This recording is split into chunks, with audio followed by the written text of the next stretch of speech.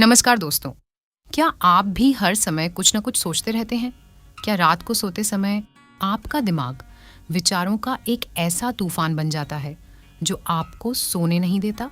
हम में से ज्यादातर लोग अपनी जिंदगी परिस्थितियों की वजह से नहीं, बल्कि अपने ही दिमाग में चलने वाली ओवर थिंकिंग की वजह से खराब कर रहे हैं।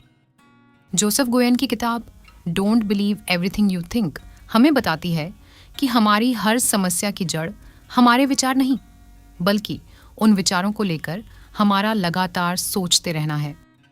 चलिए इस किताब के हर चैप्टर के सफर पर चलते हैं और जानते हैं कि इस मानसिक चक्रव्यूह से बाहर कैसे निकलना है। दोस्तों, इस बेहतरीन बुक समरी में खो जाने से पहले मेरी आपसे एक छोटी सी रिक्वेस्ट है। ये मेरा एक बिल्कुल नया चैनल है और मैंने यह सफर सिर्फ इसलिए शुरू किया है ताकि दुनिया की उन बेहतरीन किताबों की समरी मैं आप तक पहुंचा सकूं जिन्होंने मेरी खुद की जिंदगी को बदला है। मेरा वादा है कि ये किताबें आपकी सोच और आपकी लाइफ को भी पूरी तरह बदल देंगी। आपका सिर्फ एक सब्सक्राइब, लाइक और शेयर मुझे अंदर से बहुत मोटिवेट करता है ताकि मैं आपके लिए ऐसा शानदार कंटेंट लगातार बनाता रहूं। तो प्लीज अभी उस सब्सक्राइब बटन को दबाएं और इस सफर का हिस्सा बने। चलिए अब बढ़ते हैं हमारी आज की बेहद खास बुक समरी की तरफ। चैप्टर 1 और 2, विचार यानी कि हमारे थॉट्स बनाम सोचना यानी कि थिंकिंग। लेखक सबसे पहले एक बहुत ही क्रांतिकारी बात समझाते हैं।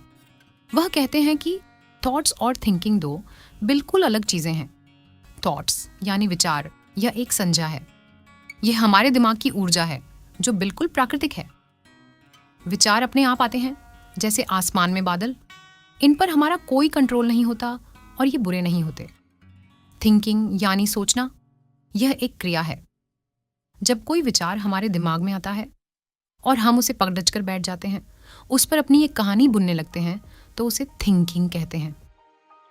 उदाहरण के लिए विचार आया, बॉस का चेहरा आज उखड़ा हुआ था।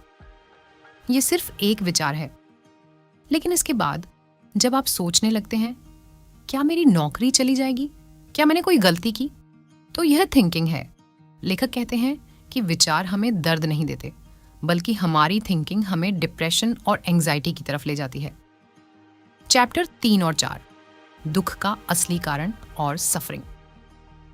अगले हिस्से में लेखक बुद्ध के एक प्राचीन सिद्धांत को आधुनिक तरीके से समझाते हैं। जीवन में पेन यानी दर्द अनिवार्य है।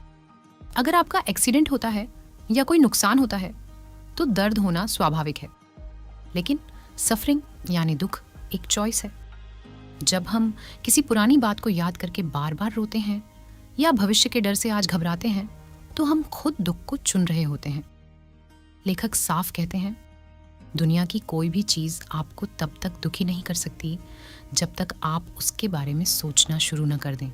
जैसे ही आप सोचना बंद करते हैं, आपका दुख गायब हो जाता है। चैप्टर 5 और 6, आपका दिमाग एक स्टोरी मशीन है। लेखक कहते हैं कि हमारा जो ईगो या दिमाग है वह एक कहानीकार यानी स्टोरी टेलर की तरह है। इसे खाली बैठना पसंद नहीं है। अगर इसे पूरी जानकारी न मिले तो ये खुद से सबसे डरावनी और नकारात्मक कहानी बना लेता है।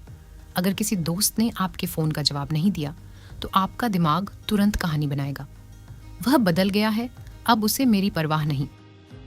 लेखक हमें आगाह करते हैं कि अपने हर विचार पर भरोसा मत करो।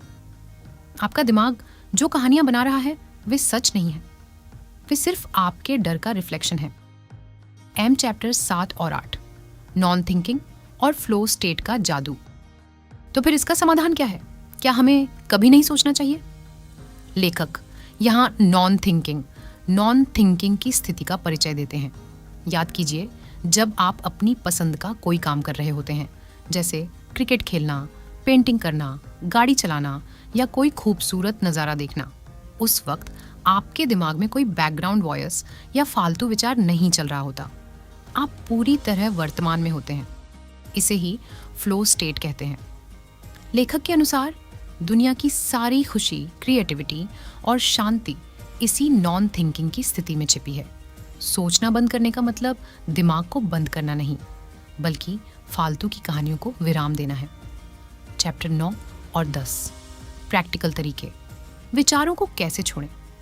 अब सवाल आता है कि हम रोजमर्रा की जिंदगी में इसे कैसे लागू करें। जोसेफ गोएन इसके लिए कुछ बहुत ही आसान तरीके बताते हैं। सिर्फ गवाह बने, बी अ विटनेस। जब भी कोई बुरा विचार आए तो उससे लड़े मत, उसे दबाने की कोशिश न करें। सिर्फ दूर बैठकर देखें, जैसे आप सड़क पर चलती गाड़ियों को देखते हैं। खुद से कहें, ये सिर्फ एक विचार है, ये मैं नहीं हूँ। भावनाओं को जीपीएस समझें। जब भी आप बुरा, डरा हुआ या तनावग्रस्त महसूस करें तो समझ जाएं कि आपका इंटरनल जीपीएस आपको बता रहा है कि आप इस वक्त बहुत ज़्यादा थिंकिंग कर रहे हैं। यह आपके लिए रुकने का सिग्नल है। कंट्रोल की चाहत छोड़ दें। हम अक्सर उन चीज़ों को कंट्रोल करना चाहते हैं जो हमारे हाथ में नहीं है।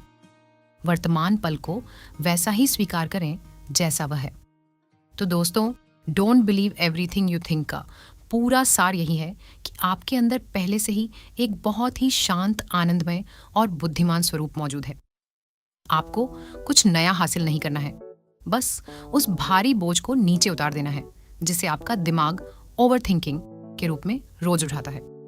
अगली बार जब आपका मन आपको डराने लगे तो गहरी सांस लें, मुस्कुराएं और खुद से कहें, मुझे अपने हर विचार पर विश्वास करने की जरूरत नहीं है।